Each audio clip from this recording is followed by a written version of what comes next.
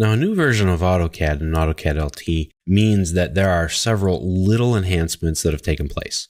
These are small changes that will make existing tools better, even if it's just slightly, but you get enough of these things and altogether they're almost like one big giant feature all on their own.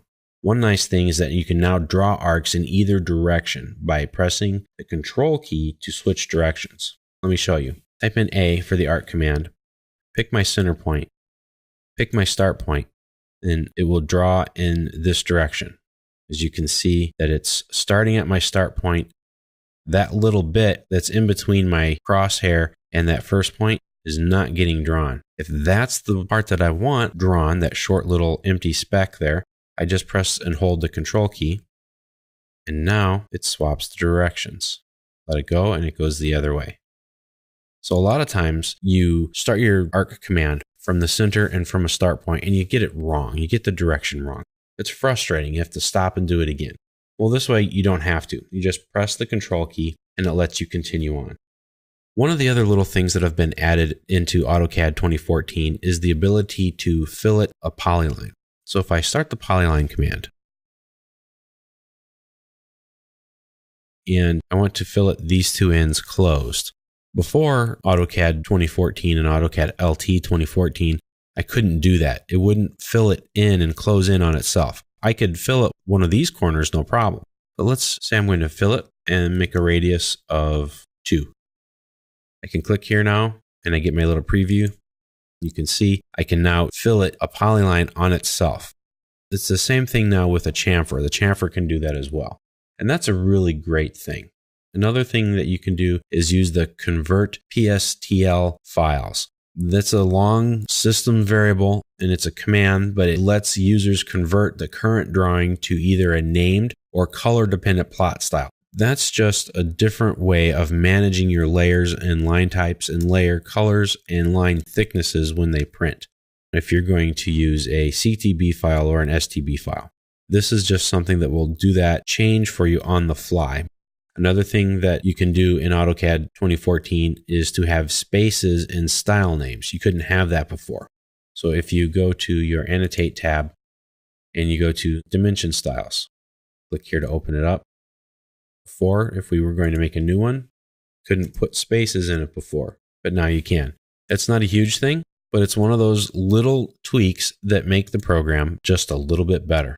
Now, the default behavior for inserting blocks with attributes is going to stay in the dialog box. The ATTDIA setting is set to 1. So just remember that if you're using attribute dialog boxes. What that means is that when you insert a block and it has attributes, and typically that'll be with like a title block, the window will open up when you insert it every time by default and allow you to insert that text. Now, of course, you can turn that off if you'd like. Another thing that's been changed is single line text. It's been changed to maintain the last justification setting until it's changed. So if I want to type in single line text, I'm going to justify it left. Put it in here, and we're going to type in text.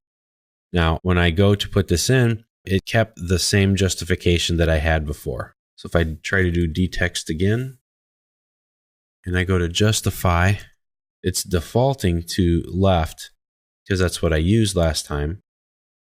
And my height, and now my rotation, and I can just type in whatever I need. Usually when you're making text, you're doing it the same way over and over again until you need it to be different. So that's just a little time saver. Another nice little thing is the dim continue mode system variable. That means when you're dimensioning something and you want to continue that dimension. So let's say here I have a dimension and I'm going to click here.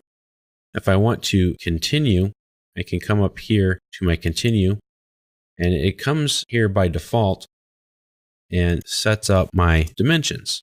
But let's say I have a different style. I'm going to click the annotative one and I have a dimension here. I'm going to put in.